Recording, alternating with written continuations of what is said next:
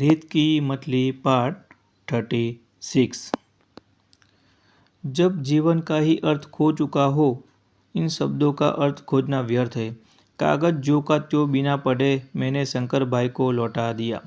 उस दिन रेस्टा के उस रहस्यमय वातावरण में एक छोटे से जीवन की अंतिम निशानी तोरू शोभन को सौंपकर मैं कैसे घर आई थी यह नहीं पता। कागजों पर दस्तखत हुए थे। शंकर भाई, शशिकांत जी, श्रीमती शशिकांत, राजहन, शोभन के वकील, मेरे और शोभन के सम्मिलित हस्ताक्षरों से युक्त वह कागज आज भी मेरे पास सुरक्षित है।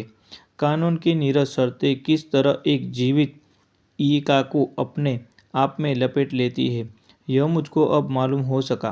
कागज में सिर्फ इतना था कि इतने दिन के वैवाहिक जीवन में जो तोरू एकमात्र संबंध बची थी, उसमें उन्हें सौंपती हूँ। इस बात का हक मुझको नहीं होगा कि मैं उसे कभी भी अपनी बेटी मानूं या अपने पास रखूं।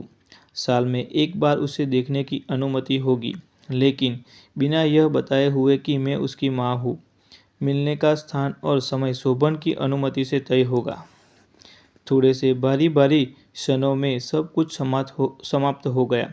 सब कुछ टूट गया। मैं समझ रही थी कि शोभन तोरू को क्यों इतना ज़्यादा प्यार कर रहे हैं। उन्हें पता था कि माँ से उसे अलग करके रख पाना दुष्कर होगा। बच्चे को लेकर सबसे पहले वे स्वयं ही रेस्टा के बाहर आए। कार की ओर ले जाकर बोले, बेबी गाड़ी पर बैठोगी?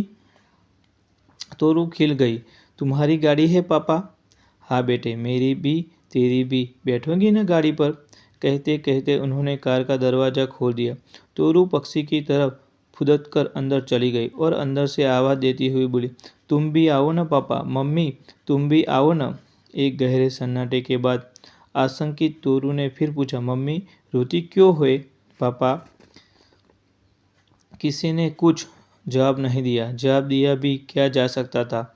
एक पलायन की भावना शोभन में मर गई थी। जैसे तैसे वह कार में बैठी और ड्राइवर से बोले कि घर चलो। आगे बढ़ चली गाड़ी से आती तोरू के रोने की आवाज़ मेरे कानों से कलेजे तक उतर गई। मैं फूट फूट कर रो पड़ी।